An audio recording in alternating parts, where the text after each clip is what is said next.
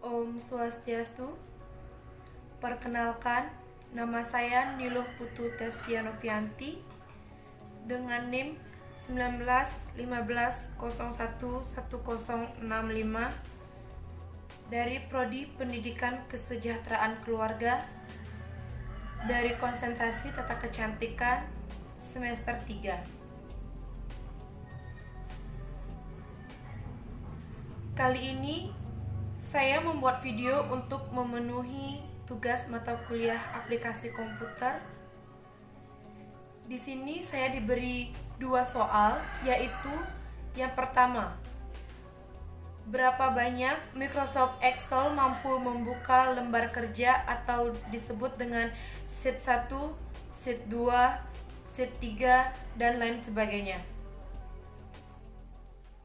Nah, di sini sebenarnya lembar kerja yang kita buka itu tergantung dari berapa banyaknya RAM dari memori laptop itu tersendiri.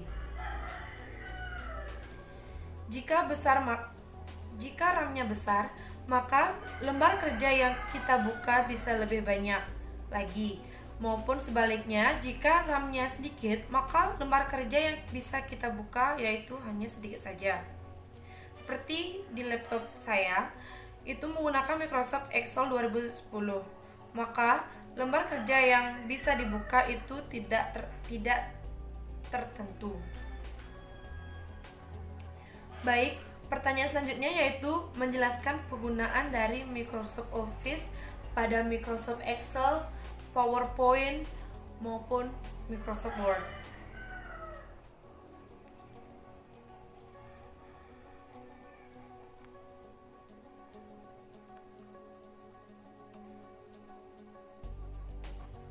Di sini saya akan membahas sub pembahasan, yaitu yang pertama ada penomoran halaman berbeda pada Word.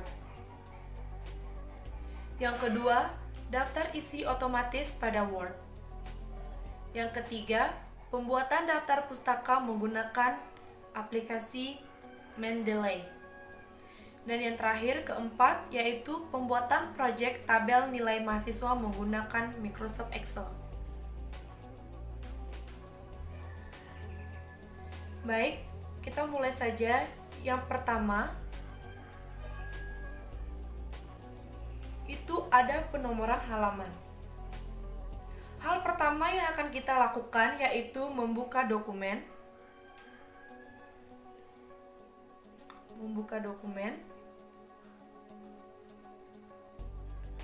Langkah yang kedua yaitu kita bisa memilih insert. Kita memilih insert. Lalu kita pilih footer.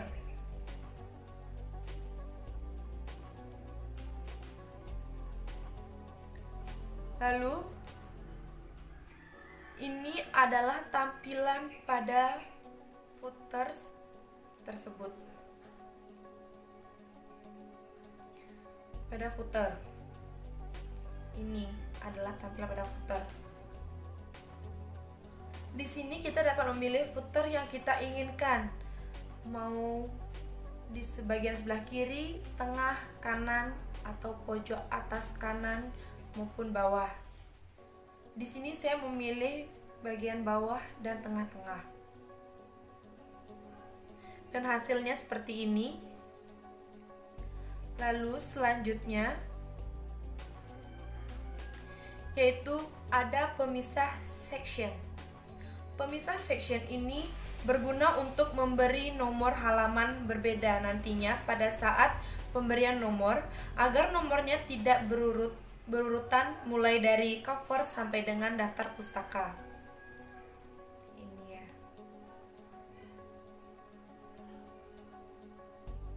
Caranya itu kita bisa pilih menu. Yang pertama kita pilih menu page layout. Setelah kita mengklik page layout, lalu kita klik bricks. Setelah itu kita klik next page, seperti contoh pada gambar ini. Dan hasilnya seperti ini.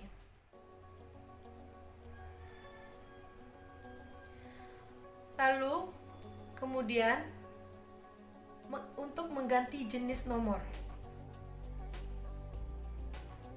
Di sini karena covernya ada angka 1, kita ingin mengubah menjadi huruf I. Dan kita bisa memilih atau mengklik DC, lalu page number, dan yang terakhir yaitu kita klik format page number. Lalu muncullah gambar seperti ini. Kita bisa memilih huruf pada gambar seperti yang pada gambar nomor 1 ini. Kita bisa memilih huruf I.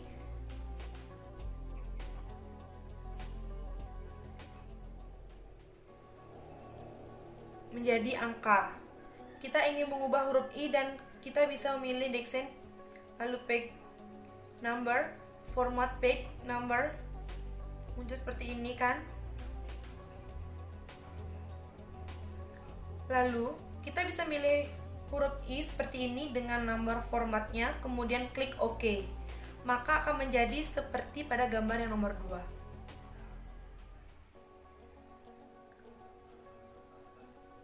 Dan untuk menghilangkan angka pada halaman pertama atau pada bagian cover, maka kita perlu menghilangkan huruf I tersebut. Namun tenang saja, cover ini akan tetap terbaca.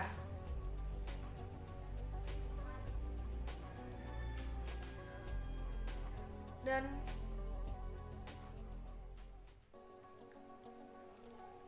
untuk mengganti huruf I menjadi angka 1 pada latar belakang atau pada pendahuluan dan pembahasan, kita bisa klik kembali, klik page number, lalu klik page number formatnya diganti dengan angka, lalu OK.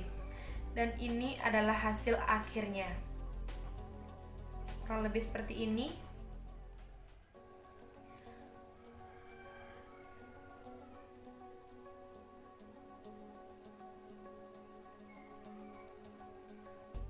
Lalu yang kedua, yaitu pembuatan daftar isi secara otomatis. Yang pertama kita buka yaitu adalah kita membuka dokumen yang akan kita buat daftar isinya. Di sini saya sengaja menulis cover agar mempermudah nantinya pada saat membuat daftar pustaka. Yang pertama membuat daftar isi. Yang pertama saya lakukan yaitu klik home, lalu kita blok covernya, lalu kita klik heading 1. Kita perlu memahami bab subbabnya dalam pembuatan suatu daftar isi. Selanjutnya kita lakukan hal yang sama seperti kita melakukannya pada cover, latar belakang. Kita lakukan hal yang sama, kita klik home, kita blok latar belakangnya kembali, lalu kita klik heading 1. Kita lakukan seperti itu.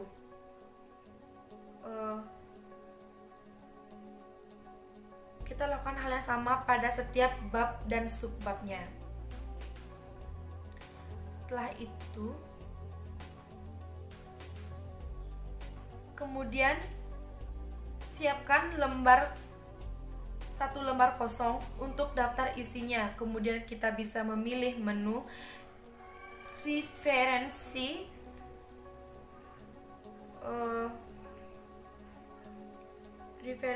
kemudian kita klik table of contents. Di sini saya menggunakan table kedua. Dan hasilnya seperti ini. Dan pada setiap di daftar isi ini sudah terdapat secara otomatis mendapatkan huruf maupun halaman masing-masing. Kemudian pembahasan yang ketiga yaitu daftar pustaka otomatis menggunakan aplikasi Mendeley. Yang pertama kita buka dokumen dari pendahuluan, lalu kita pilih insert citation, lalu kita tinggal menulis judul atau nama penulisnya dan akan muncul seperti ini. Dan seperti ini, dan kita tinggal klik OK. Kemudian akan jadi seperti ini. Untuk membuat daftar pustaka lebih tepatnya, kita klik insert biografinya, maka akan langsung menjadi daftar pustaka seperti ini yang tepat.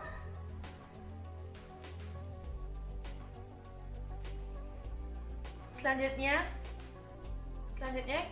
kita akan membuat tabel nilai mahasiswa menggunakan Microsoft Excel.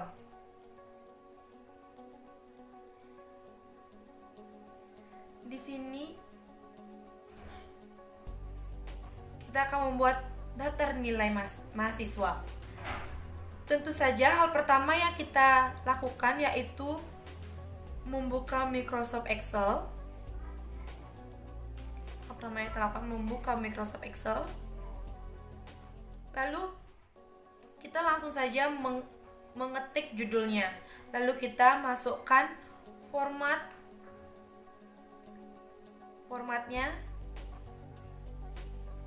Di sini saya sudah memasukkannya dari nomor, NIM, nama mahasiswa, komponen pilihan hingga nilai akhirnya. Di sini masih keadaan berantakan, belum saya rapikan. Lalu langkah selanjutnya saya akan memblok satu persatu dari daftar nilai. Terlebih dahulu kita memblok secukupnya, lalu kita klik merge and center dan kita lakukan pada bagian lainnya, dan hasilnya seperti ini. Dia akan berada di rata-rata tengah. Selanjutnya saya langsung saja membuat nomor, NIM, dan nama mahasiswanya tersebut. Dan selanjutnya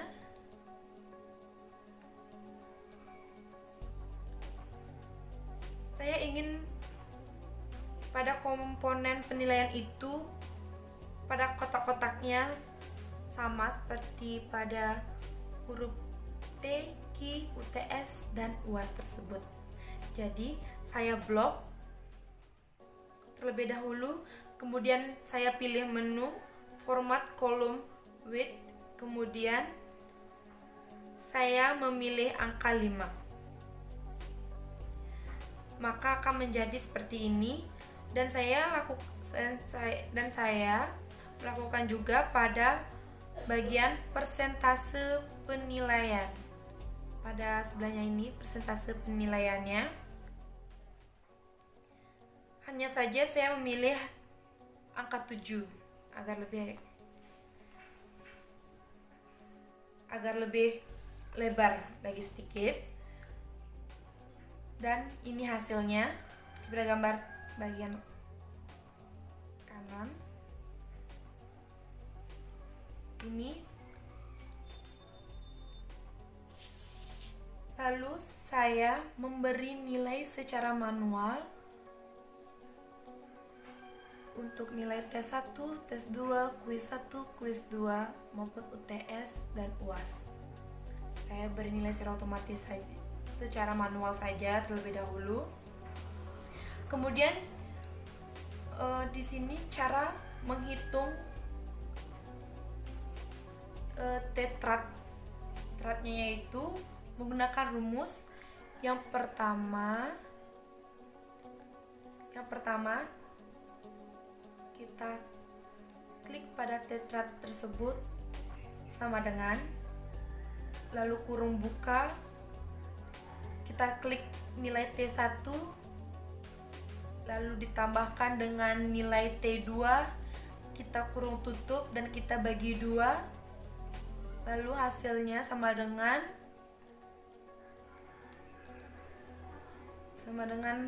tetap 100.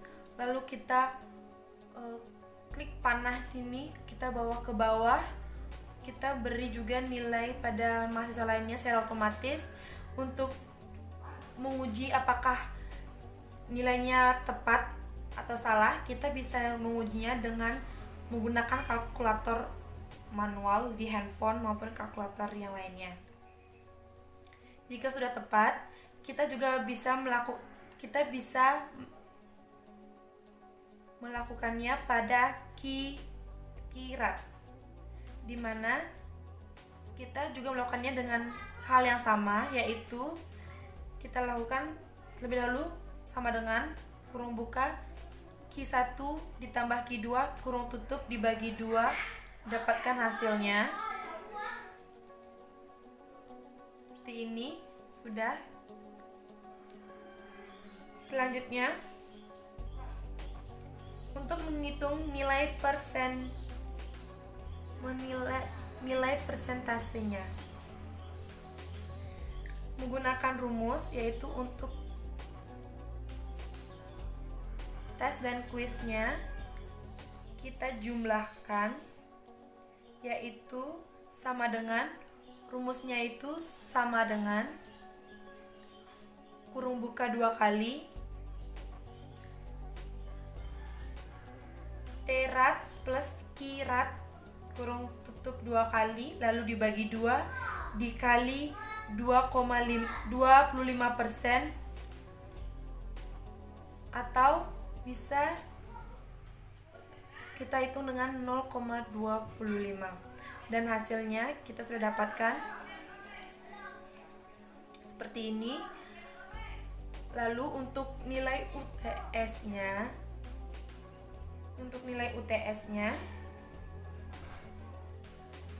yaitu rumusnya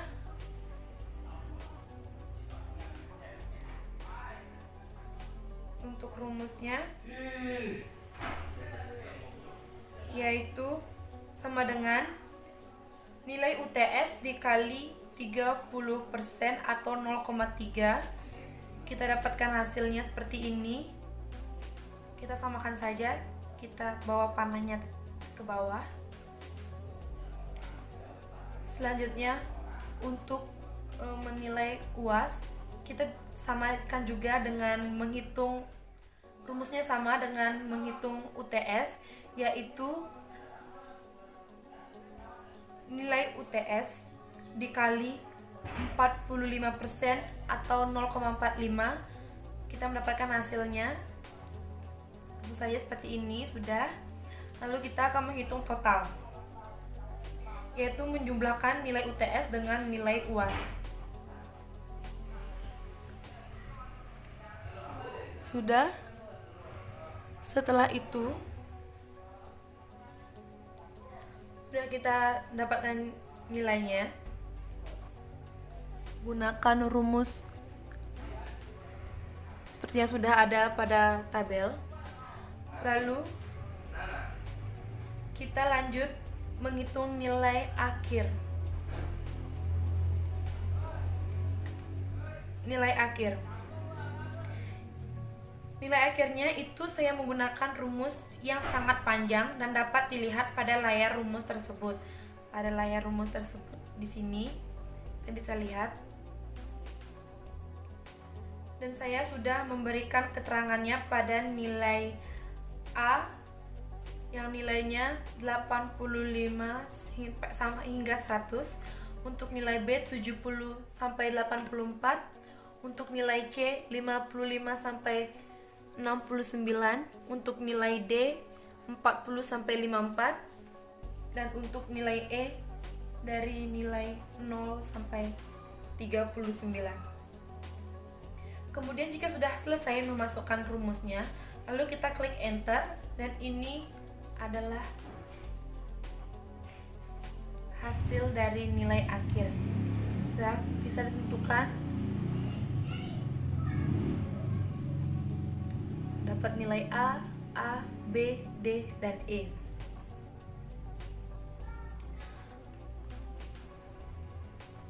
Jika hanya seperti ini saja tampilannya, itu masih seperti berantakan. Agar terlihat lebih rapi dan cantik, maka kita atur. Kita tambahkan tabelnya atau garisnya dengan menambahkan tabel agar terlihat lebih baik. Untuk garis tabelnya saya memblok seperti gambar di sini. Saya blok yang akan diisi garis, lalu klik kanan, lalu klik format cell dan klik OK. Dan saya juga melakukannya pada bagian bawahnya dan mendapatkan hasil seperti ini. Lalu saya tambahkan nama saya di sini dan tanggal pembuatan tabel nilai mahasiswa.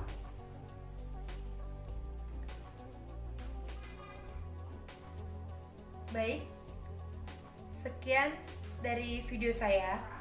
Semoga video ini bermanfaat bagi kita semua, dan sampai jumpa di lain waktu, di lain video saya selanjutnya. Saya akhiri dan saya tutup dengan Parama Santi. Om Santi, Santi, Santi, Om. Bye bye.